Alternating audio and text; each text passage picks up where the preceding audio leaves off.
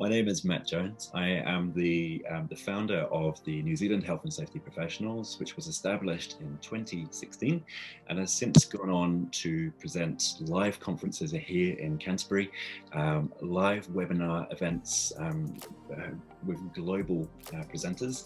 And today we are fortunate enough to be able to help co-host a presentation brought to us by WorkSafe NZ, and joining us today will be Ruth Cook, and also by the wonderful team at Shopcare, who I will be handing over to Liz May in a moment, who can introduce Shopcare and tell us all about the wonderful initiatives that the team are working on. As the people find their seats and get comfortable, I would remind everyone to take the moment now, if you can, to remove those distractions, to, if you can, silence those notifications, and perhaps put your phone on mute if possible. The presentation is going to be for 60 minutes. There'll be opportunities to ask questions near the end of this presentation. And during this presentation, we will also be doing live polls. These polls are anonymous, and we warmly welcome you to provide your input so that can help generate discussion through this presentation. New Zealand Health and Safety Professionals is now found on Facebook and LinkedIn and has some over 2,000 members between the two groups. It's my absolute pleasure to present this presentation to you today. And kicking off with those polls, we wanted to start the presentation by simply asking the question: what sector or industry do you happen to work in? Now, we are limited to only 10 options. So if your particular industry isn't here, please don't feel that we have deliberately gone out of our way to ignore you. It's just simply that our abilities were a little bit limited. Please feel free to put in your input. The more input we get from you guys, the more clear and the more value we will be able to provide you during the 60-minute presentation. So with that all said, I'm now very happy to pass this over to Liz May and the team at Shopcare. So Liz, are you there? I am here. Thank you, Matt. Can I just comment, Matt, on the caution sign that sits behind you? Does that mean that Matt Jones comes with a caution? It certainly does. Certainly does. A gift from the kids. Well, thanks, Matt, for the introduction, and we're thrilled to co-host this session today with Matt and New Zealand Health and Safety Professionals. I'll introduce my team and also Ruth Cook shortly. Has everyone completed the poll, Matt? Yeah, so we have had 20 out of 24 participants engage with the poll. A few seconds left before we take on board what's been said, and then we'll move on. Yeah, there's a couple more people just joining now.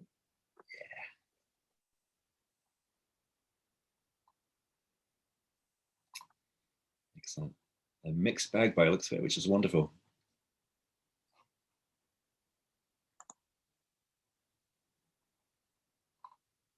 Okay, I think we're good to go. Great, thanks, Matt. Look, good afternoon, everybody, and thanks for joining us today.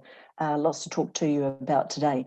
And I'll be thrilled to introduce Ruth Cook, Engagement Lead from WorkSafe shortly. But I'm just going to take a few moments to talk about Shopcare. But before I get on to Shopcare, the team at WorkSafe do a significant amount of work, as you know, around vehicle-related harm. Over the last 2 years, WorkSafe is looking to better understand harms that are common across sectors, and one of these is the harm caused to people who work in and around vehicles. And almost every business involves a vehicle movement in some way, whether it be delivery of raw goods, moving things around the warehouse, or getting things out to customers. And because vehicles are so widespread, it's easy to become comfortable with the risks they present. But the message today is that we can all do something different, and we all need to do something different. So as I said, I'm just going to take a few minutes to talk about Shopcare, and I'll introduce Catherine and Wes in a moment. And we'll chat for a few minutes about our key work streams and a project that I think you'll be very interested in. So first of all, a bit of background. Shopcare has been officially running for just over a year. And prior to that, we started as the Food and Grocery Safety Working Group that had been running for many years. And that group of very wise people realised that if we really wanted to make a difference to safety in New Zealand, that we needed some dedicated resource. So very long story short, we applied to ACC for some funding, and so ACC, along with some generous industry members, fund the activities that we undertake. So Shopcare's role is to drive industry collaboration through a coordinated approach to knowledge sharing and problem solving. So how do we do that? We profile best practice methodology, create knowledge sharing opportunities, develop industry agreed standards. And there are lots of ways that you can actually get involved with Shopcare and take advantage for your business of what we're doing, and it's free to get involved. But one of the easiest ways is actually when you have a problem that you need to solve, then contact us and we'll see what information we have to help you solve your problem. And we can also look at who we're connected with, or we can reach out to the wider industry to help solve any challenges that you have. And we're all about connecting people to people and people to solutions. So I'm going to introduce the team. Wesley Van Deventer. So Wes has a long career in health, safety and wellbeing in the marine, manufacturing, engineering and retail sectors. And Catherine Ross, who has a long career in the education sector. And Wes and Catherine are going to talk you briefly through our key work streams, and then Wes will talk you through our critical risk piece of work, which we're really excited about. So before I hand over to Catherine, there's going to be another short poll, which Caution Matt Jones is going to put on the screen. Okay. And okay, so hopefully we can see this team. So what percentage of acute work-related fatalities involve work-related vehicles? Just pick the one that you think that is.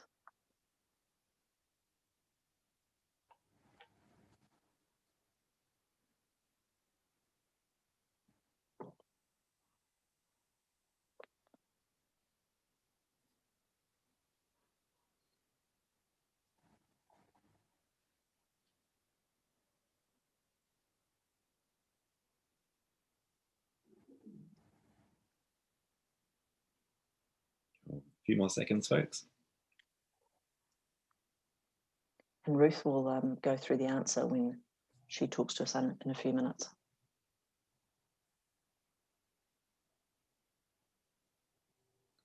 Okay, I think we're there.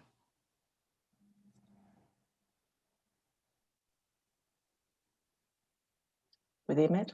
Yep. Thanks, team. Great, thank you.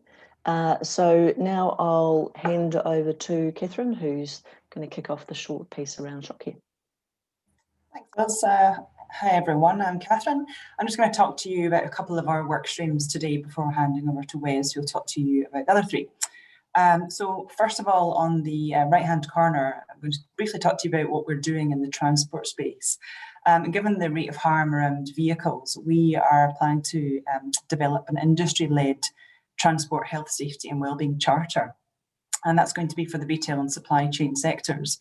So our initial focus on that will be to set up a hierarchy of standards for heavy goods vehicles.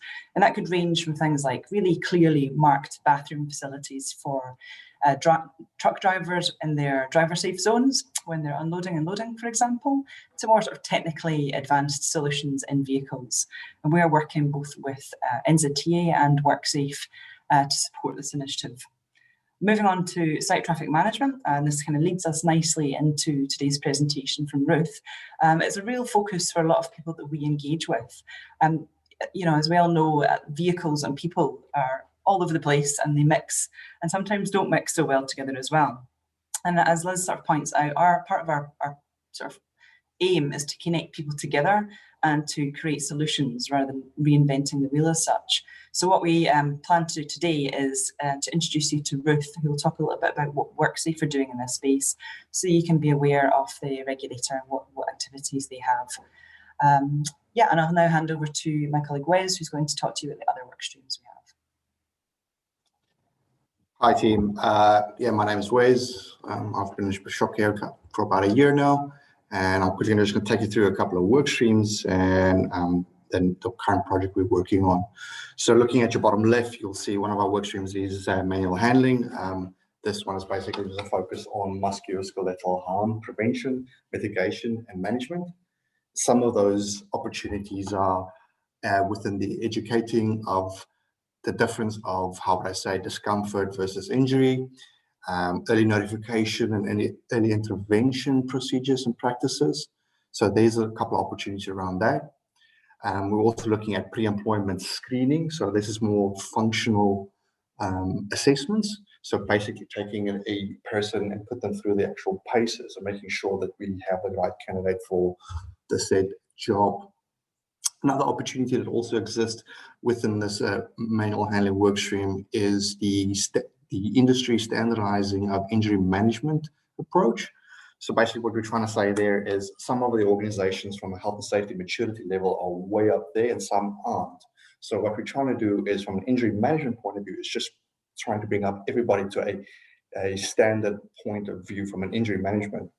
This will also help our ACC in the end when it comes to the claim cost. So if we can try and get a person back to work sooner than later by rehabilitation and support, etc., we will also be able to reduce costs for ACC and for the actual business itself. Moving on to the next work stream, which is violent and aggressive behavior. This is quite a big focus, especially for the retail sector, as there's quite a growing concern for violence and aggressive behavior towards retail workers from the actual public or criminal world, if you want to call it that. A couple of examples will be mostly verbal or physical abuse or violence towards store workers, armed robberies, etc. So we're currently working through that workstream and see what opportunities there are and what we can do from a retail sector to try and keep those individuals safer. Lastly, from a workstream perspective, is critical risks. Now, critical risks is quite of a big topic. It's not just critical risks, but the actual controls or / solutions we're looking at.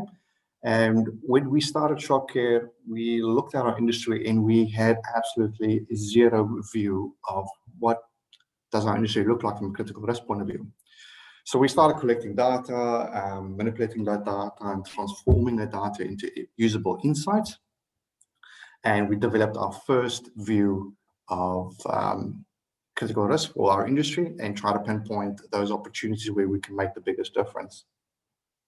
Part of this work stream as well is to, like I've just mentioned, it's the collecting of data and transforming it into insights. We'll be hosting an online series of educational events that will be focused on critical risks and controls. We'll be also hosting sharing sessions focused on critical risks and controls yet again. So this will be a group of members coming together where we will have one topic at a time. I'm just taking an example, scientific management. And that category will dive into maybe vehicle versus vehicle speed, high-low speed incidents, etc. And people talking about their experiences and the solutions they've got. So this is another way of connecting people to people and people to solutions. I'm currently working on or finalizing a critical risk report for the industry. So that will be coming out soon. So please watch out for that. That will give you a better understanding of what our industry from a retail, manufacturing, and supply chain looks like. And lastly, for this work stream as well, is we're in development of a critical risk resource, which we'll be talking about this in the next slide that's already on. This resource is basically an amalgamation of all the critical risks that we've sampled or collected so far, all the controls that we've collected so far, and broken up into their hierarchies of control, and hopefully technology dependent, that if you can select some of those items online, that will give you the actual solution via hard copy or just point you in the right direction to a case study, etc. So we're really trying to push for making a workplace safer than for the actual worker. So if you look at the slide, for the critical risk for our sector, industry, this slide is actually for the top 7 critical risks for our industry. And when I say the top 7, I don't mean the top most important, but what I mean is the most in common from the sample pool. So out of every single business that they share their critical risk with us, these are the most 7 that's in common with everybody across the industry. Number 1 being, no surprise there, scientific management, vehicle versus pedestrian, vehicle versus vehicle, vehicle versus fixed object, etc. Next one up is driver safety. This is particularly for light vehicles, so passenger vehicles. This is your sales force, basically getting in a car, jumping in the car, going from client to client, because their biggest risk is being actually on the road, the exposure to road use. The next one is hazardous substances. So yet again, no surprise there, handling of hazardous substances, the transporting of hazardous substances, etc. Working at heights, basically falling from heights.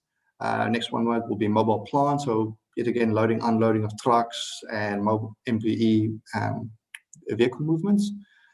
And then in the sixth place is machine safety and guarding. So this will be pretty much standard for a lot of organizations for entanglement or amputations, crushing, and how do we safeguard our people working around these machineries. And then lastly, in position number 7 is transportation. So this is heavy vehicles, this is your trucks. And some of the key areas there, yet again, is speed, fatigue, etc. So we're really trying to focus on these top 7 from a sharing session point of view. So if we can try and give more solutions in regards to those top 7, we feel that will make the biggest impact when it comes to actual critical risks.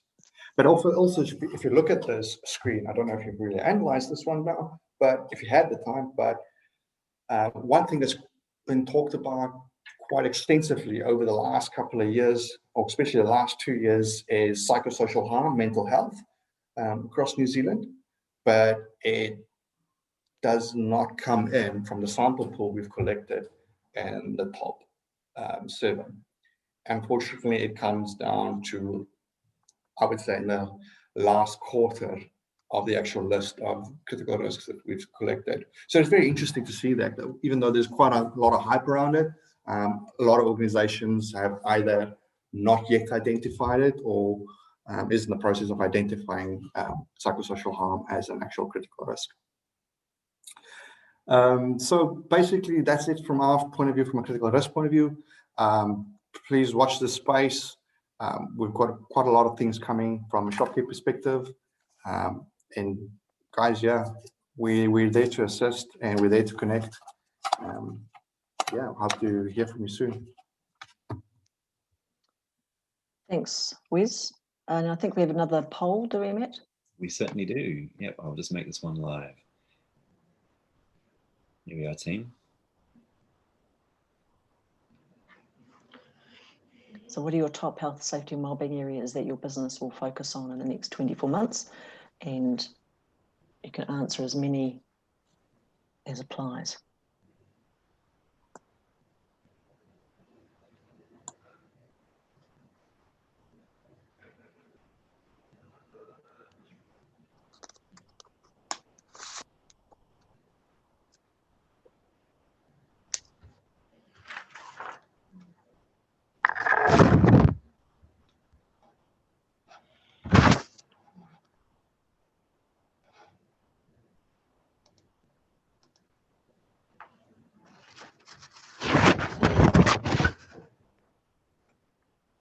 How's the team going, Matt?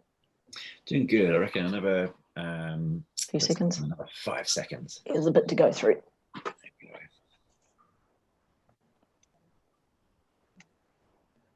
Good stuff. A couple more seconds. Really valuable information. Thank you, everybody.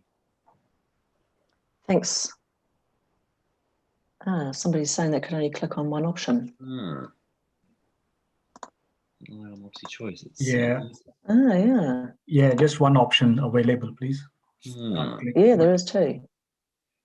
Okay, I'll look at that. What we could do is post-event, I can send this question out to everybody and we can gather that information via email. Thanks, Matt. Anyway, so it's now my great pleasure to introduce Ruth Cook. So Ruth Cook, engagement lead at WorkSafe. And what does an engagement lead do? Connect industry and WorkSafe with a particular focus on transport and retail sectors. So over to you, Ruth. Hey, thanks so much, Liz, and thanks so much for coming and joining us today on this session. So, but a question really to start with is why are we here? Why have we taken time out of our busy schedules to talk about harms linked to working in and around vehicles?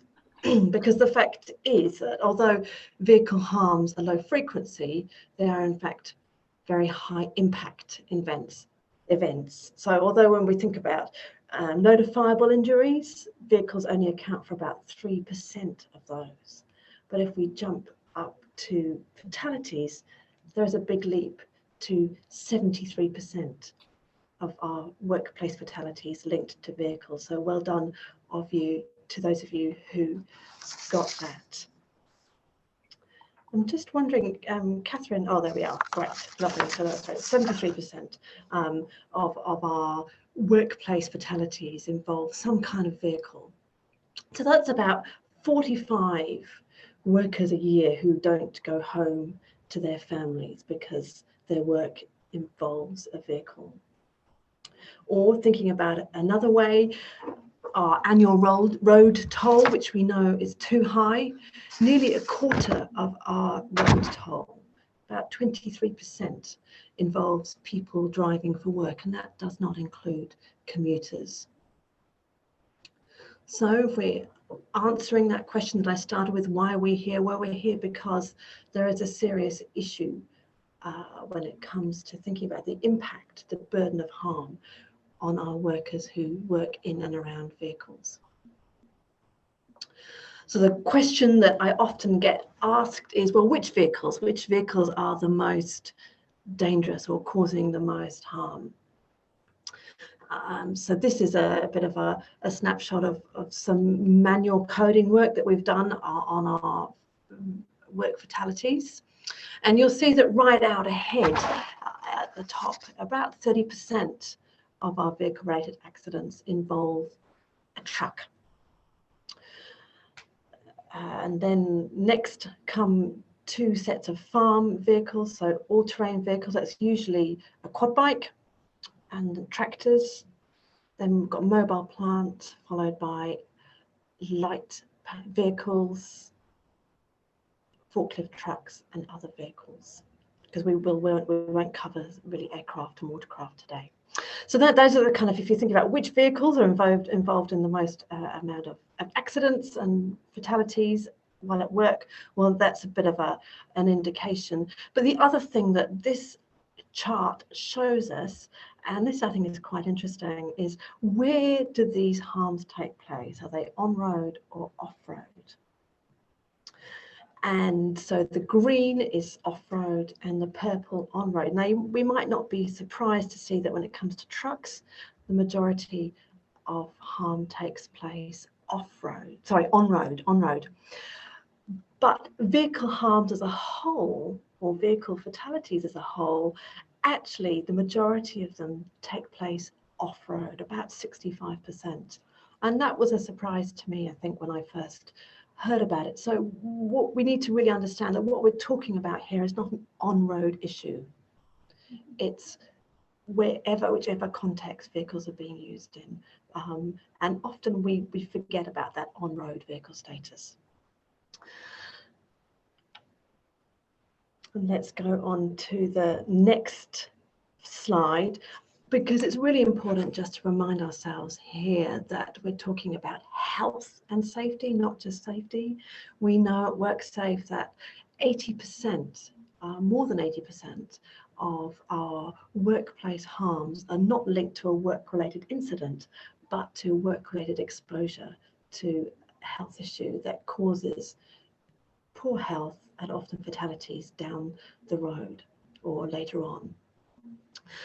When it comes to working in and around vehicles, particularly with thinking about exposure to diesel exhaust fumes, we think about 22 deaths a year in New Zealand linked to workers who have been exposed to diesel exhaust fumes. We're also thinking about back pain and other musculoskeletal disorders, but back pain particularly linked to off-road vehicle use and poorly designed seating, internal vehicle setup, and that last one, UV exposure. So those are some of the key work-related health risks for our workers who work in and around vehicles.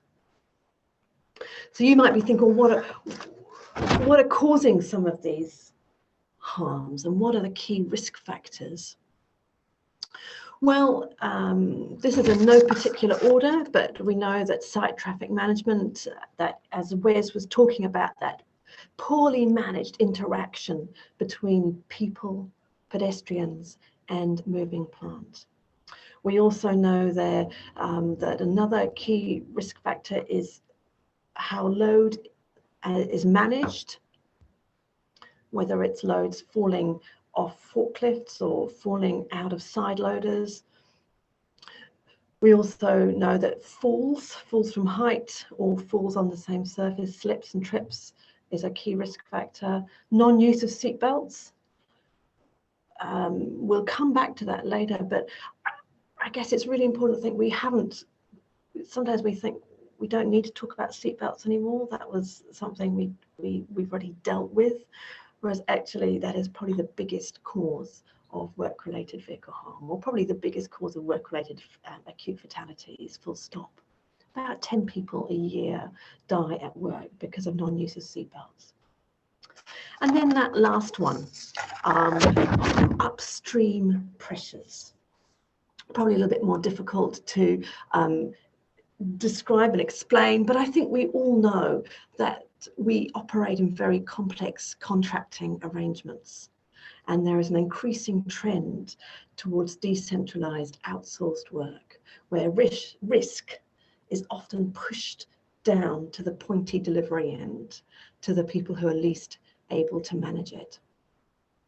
And we'll come back to this issue later, because I think this is a really important one that we don't think about enough. So where have we sort of come so far? We've said, look, working around in and or around a vehicle is a low frequency but very high impact event. And we have said that there are a number of different risk factors involved. Now, if we are to see a change in this level of work-related harm linked to vehicles, then we all have a role to play. No one can point elsewhere and say it's just up to them. Now, none of us can do everything, but I think we can all do something. What is certainly true is that we can't go on as we are. We need to do things differently.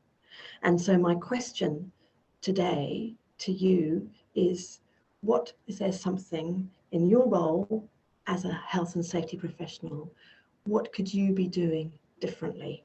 What's the one thing that you can do differently in order to positively impact on vehicle harm in the workplace? So I've got two ideas. Maybe in our chat function or question time at the end, you might have some other ideas, but I've got two ideas about things that you could be thinking about doing differently. The first area that I suggest you could think about is using the supply chain. Now, I've just said that the supply chain is a key source of pressure. However, I also believe that we can leverage off our duties under the Health and Safety at Work Act to drive better work down the supply chain. We can use the fact that there is a supply chain to drive better work and drive better standards of health and safety. Because the Health and Safety at Work Act says that businesses have a duty of care not only for their own workers, but also for the workers whose work they influence. So a question for you is, do you know who is influenced downstream by your work? Do you know what is in place to look after contractors or subcontractors who are operating vehicles on your site? Do you know the drivers that you buy transport from and who operate your goods? Are they able to carry out their work safely and effectively in the time frame that they've been given? If you contract out transport services, do you know if the agreement or contract you've got in place ensures that good work can take place in vehicles that have effective safety features? Or if you work for a landlord, or if you are a landlord, do you know that the contractors and subcontractors who work on your site, do you know if they have safe systems in place for operating vehicles?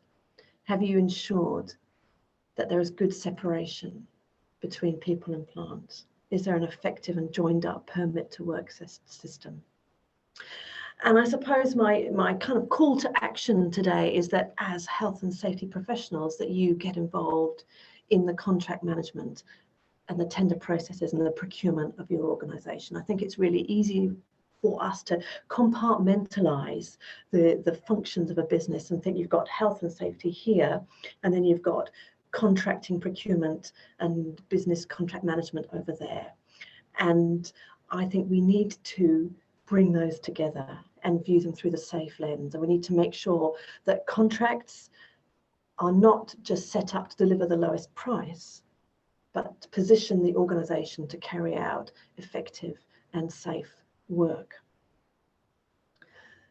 And I believe that health and safety professionals should be really involved at a very sort of key fundamental level in the monitoring contracts to make sure that what you've got in place is working, or that when you're setting up new contracts and putting out a tendering process, that you are building health and safety as an intrinsic part of that process. And there's a really helpful guide. Well, I think it's a helpful guide. I think there's a good guide to that on our website to help you start thinking about how you build health and safety into those. Because and I guess this is really my takeaway. Hopefully, is my takeaway to you that it's, if you buy or sell work, whether it's a product or a service, it's not whether or not you have responsibility under HASWEL when you're thinking about those other organisations that you work with. It's not whether you share responsibility, it's the extent and the nature of your shared responsibility. So we need to remember that we all have to work together to manage risk. And because we all know that we're working in a complex supply chain setting these days, and so therefore and the risks exist across the supply chain, so therefore we need to, and we have a duty to be working with other businesses to manage these risks across the supply chain. So something to think about. I'd suggest that if you were to sit down at the end and think about what you could be doing differently, then a good place to start would be through reviewing your procurement and tendering and contracting processes and getting really involved in those as a health and safety professional. Don't leave it to the others, because it's part of your role as well. So something you might like to think about doing differently. Another area you may be able to do something differently is using the highest possible control to manage vehicle risks. Now, you might be thinking, Ruth, you're talking to health and safety professionals here, and this is just OHS 101. Tell me something I don't know. But when it comes to managing vehicle risks, we see at WorkSafe over and over and over again businesses who manage vehicle risks from the bottom up. And they begin with PPE, and they begin with training and other administrative controls. And it's our view that businesses could be doing a lot better at tackling this problem from the top, and perhaps starting to take some brave decisions and considering really seriously whether it's reasonably practicable to isolate people altogether from areas where vehicles are operating. That will require change. It will require financial investment, obviously, sometimes considerable financial investment. But is it a conversation that you could start to be having with your senior team? You know your business, but is it time to reflect on the controls you're using for vehicle risks and thinking more about the highest possible levels of protection? whether it's taking people out of the vehicle operating area altogether where you can, whether it's putting in place better barrier system, whether or not there's a way that you can reorganize your whole traffic plan in order to really remove and isolate people from the vehicle area. And the other thing, of course, when we're thinking about high level controls, is to think about engineering controls in these days where technological advances are so rapidly evolving. There are more and more engineering controls, whether OEM or retrofitted, sorry, that provide a really good level of protection for workers. So review your controls. Don't wait for something to happen. Remember, vehicle harms are low frequency events, so you can't always look through your accident reports or your near misses. You can't wait for something to happen. We need to be really proactive in this area and start to put in place the highest level of controls, the highest level of protection available for your workers. So that's just a second area where perhaps you might want to start thinking either individually or as a group of health and safety professionals or with others in your organisation that you work in. Can you do something differently as far as, firstly, procurement and working with your supply chain? Secondly, thinking about how you can employ and put in effect high-level controls. Because I really believe it's through those two things that we will start to see some change in vehicle-related harms. Now, I said a few minutes ago that everyone has a role to play. And I've talked about some things that PCBUs can be doing differently. But I believe, and you're probably sitting there thinking, it's also about the regulator. The regulator also has a role to play in this space. So what is WorkSafe doing in this area? I think it was Liz who said a little bit earlier in the beginning when she introduced this, that there is a greater organisational priority placed on vehicle risks across WorkSafe. And with that comes an increased focus on the transport, postal, warehousing sector and other organisations who manage logistics and moving of goods and people. So we are increasing our transport, postal, warehousing proactive visits to about 10 to 15% now. So that is a real increase on a year or so ago. And with that, you will know, or many of you will know, that we share, when it comes to on-road vehicle harms, we share that responsibility with CVST and NZTA. So we're also looking at how we can work better and more proactively with our partners in that area.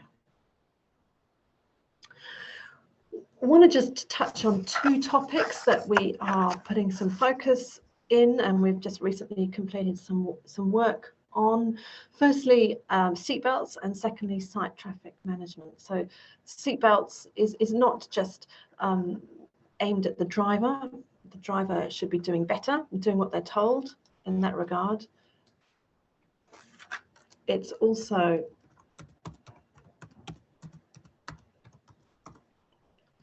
that PCBUs and employers and health and safety practitioners like you have a really important role to play in monitoring and enforcing seatbelt use. So we've got a fact sheet on our website. There's one fact sheet for workers and there's one fact sheet for PCBUs, to thinking about what are some of the things that you can be doing in that area. That's not a policy change for us, but what we are saying there is that where fitted, we expect, or we think that it's usually reasonably practicable to wear a seatbelt. The other thing that we've just developed some guidelines on is site traffic management. So up until now, since HASWA was introduced, 5 years ago, a lot of businesses, maybe yourselves included, have been looking overseas to get good practice guidelines on site traffic management. Well, WorkSafe this year has worked with a number of stakeholders across the country, and maybe you as well, to develop some good practice guidelines that are relevant for a New Zealand setting. So that's a great start place. Now we know that those are only starting places, but I think it's where we have to start to understand, well, what does good look like.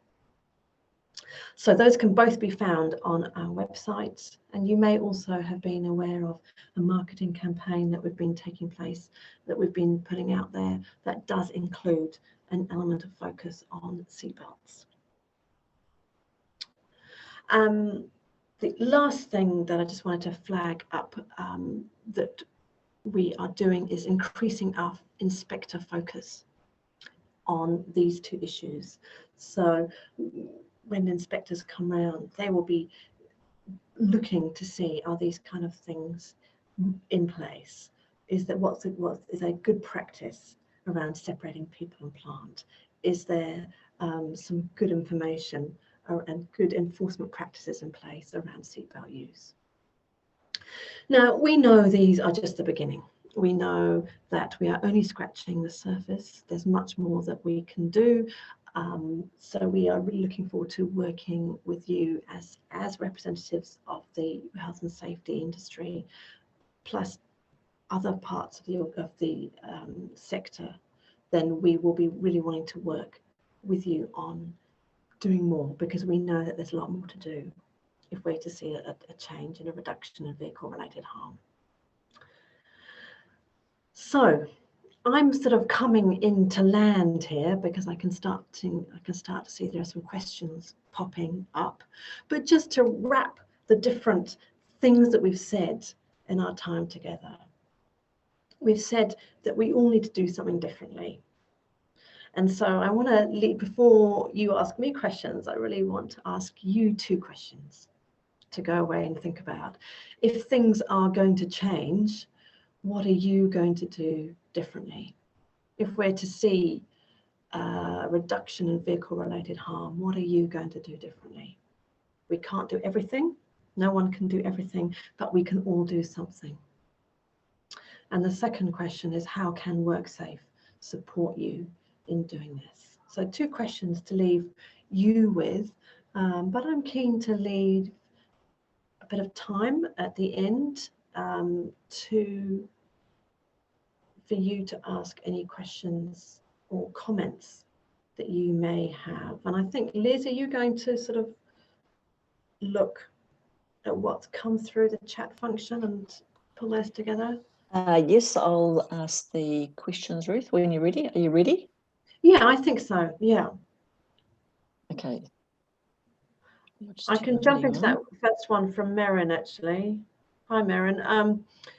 You've just asked about, is there a breakdown of seatbelt use versus on-road, off-road, and trucks versus mobile equipment? And yes, I do have that. So I can, if I send that through to perhaps you, Matt, and you send that around to your people. Is that okay? Yep, I certainly can. Thank you. Anything else? Any other questions? Sorry, Liz. Oh, can I ask a question around seatbelts? So you spoke about some, I'm thinking mobile plant and equipment, have seatbelts and some don't, where a business doesn't have seatbelts. What's WorkSafe's perspective on that? I know it'd be really nice and easy if we had sort of a very black and white answer on that, but it really does come down to reasonably practicable. So if the seatbelt is fitted, we think that it's reasonably practicable to use it and wear it. If they're not fitted, I guess it's you as a business, you need to think through, is it reasonable for it to be fitted? You can retrofit seatbelts and these days, and that's something you probably need to work through. If you haven't done it, I guess you need to have got a good reason why you've not done that, because only you can answer that. Just saying that, just on that topic though, Liz, we are hoping to get some ACC subsidies for businesses to be able to retrofit seatbelts or install some seatbelt monitoring or great. That's good news. Technology. Yeah, that's right. I think it's just recognizing this is a really big cause of fatalities and injury when working on a vehicle.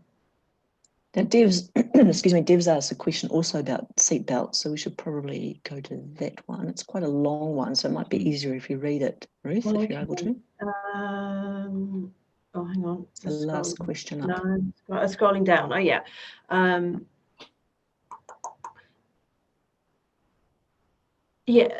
Deb, thanks for that. I guess what you're doing is talking about some engineering controls that you're using, seatbelt interlocks. So the seatbelt doesn't, if the seatbelt's not done up, the forklift doesn't move. And also, if you haven't done your pre-start check. So I think a great point to recognise that there's some really good engineering controls out there, and a great way for businesses to start looking at how they can monitor and enforce these kind of things. I guess what we don't want to see is that responsibility for wearing a seatbelt resting solely on the worker. Yes, the worker has some responsibilities, but we need to be thinking about what can the PCBU be doing? What's reasonably practicable for a PCBU to put in place to ensure these things? So thanks, Dev. Great point. Anything else? Anything else that you're doing that's working well when it comes to managing vehicle harms? Ruth, can I ask another question? Yeah. It was about, you spoke very eloquently about the tendering process and health and safety professionals getting more involved in that tendering process. Is there anything in HESWA that kind of specifically backs that up? Because I can imagine there'd be a few people thinking, yeah, but if I asked that, I'd be told to go back and do something else. Mm-hmm. So are there any kind of grounds to support that conversation? Yeah. As far as I'm aware, it doesn't sort of call out contracting specifically, but there'll be people here who probably will know better and more than I do. But we do know that Section 34, that you have a duty to communicate, coordinate risk management with other businesses. So where you share a risk, where risk is, where you work with another business and you share a risk, you have to work together on that. I think it's a good point. Section 34 is quite a strong section for those that aren't familiar with it. It's worth looking up. Yeah, and I guess if I was to come to you and say, well, tell me about how you work with others to manage your risk, the place where all that information is kept most succinctly is probably in your contracts, because that captures all that information. And it sets in place those obligations on both sides. But I think as well, it's really important to be always monitoring and evaluating the contracts that we've got in place. Are they fit for purpose? Next time, when it comes to the end of the contract, what can we do better? What can we put in place better that will really help us to work clearly and in a coordinated way with these other businesses? It can be quite tempting, as it often is in health and safety, just to do a tick box. Yes, I've done my due diligence. I know that business X have got good health and safety systems in place. But I suppose my question to you is, how do you know? How do you know that business X that you're working with is doing what they say they're doing? So set up good contracts with health and safety as a really integral part of them, but also have a process by which you monitor and evaluate how well that's working.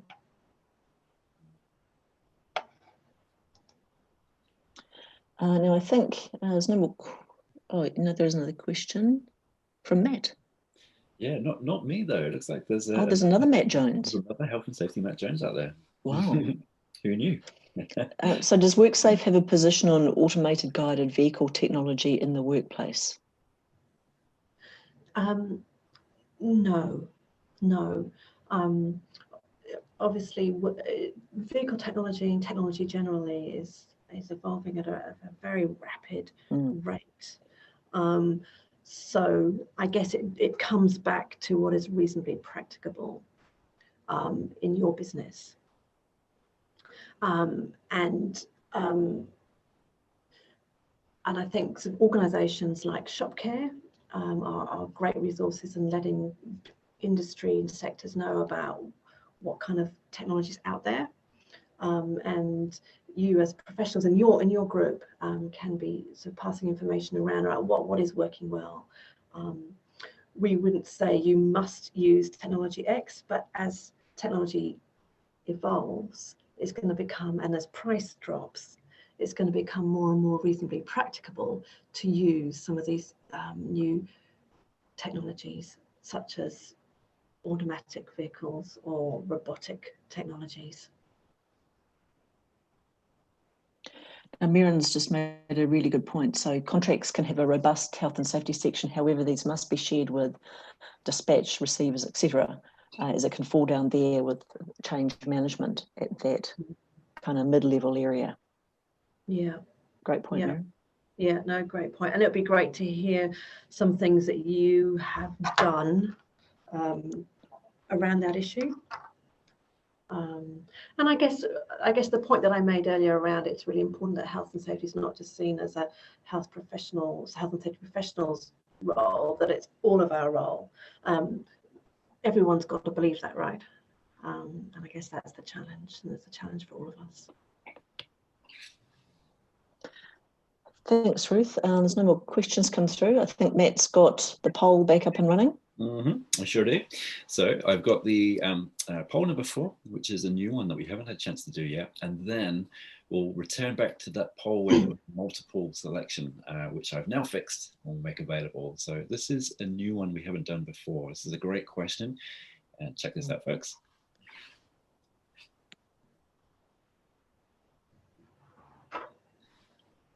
So the question is, who will you share information or learnings with from this webinar today? Select those that apply. I've got a feeling you might actually need to be able to select one. Hold on, let me just have a look. Can you just let me know in the comments if this is a multiple or if you are given... Yeah, you can only select one, Matt. Yeah. All right, tell you what, I'll fix this. Bear with me. And I'm going to go to... Okay, so you may recall earlier on in the session, we were asking the question, what are your top health, safety and well-being areas that your business will focus on over the next 24 months? This is now open and is multiple selection. So get stuck into it and I'm going to try my best to fix that poll very quickly.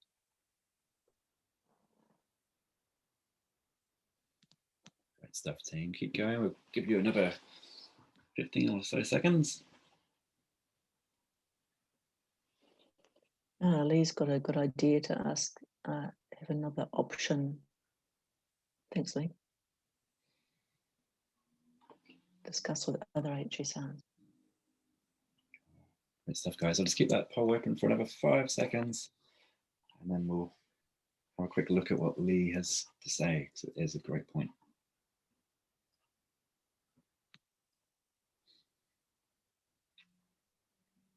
Great stuff. Thank you, everybody. All right, if you'd like to talk to Lee's question, and I'll fix that poll quickly.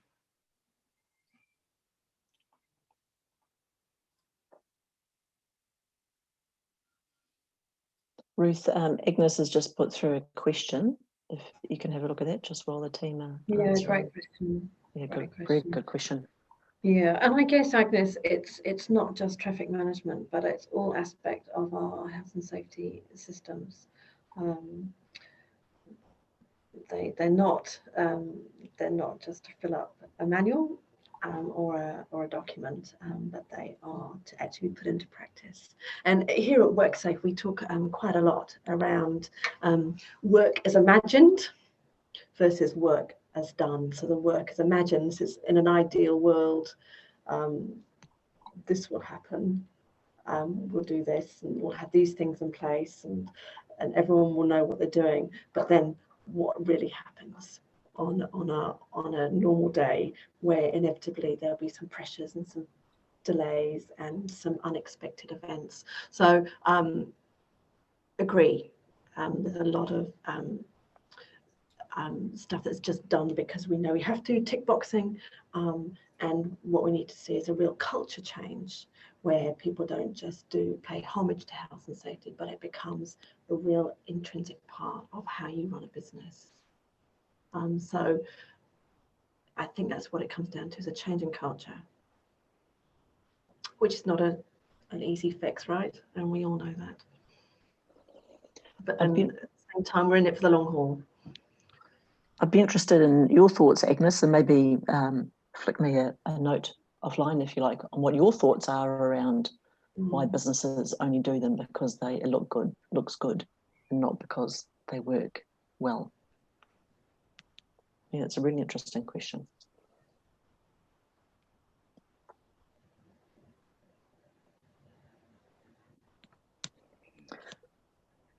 Okay.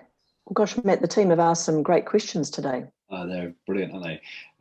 Yeah, I was going to say this near the end, but I think what would be really valuable for all of us is those two key points around how can we get better at the procurement and the supply chain processes, and also how we can develop those higher level controls. I think those two questions will certainly be put on the Facebook and LinkedIn discussion pages, and I'm sure as the days and weeks unfold, we'll start to see some really interesting conversations there. So I think this is possibly the start of a really good conversation.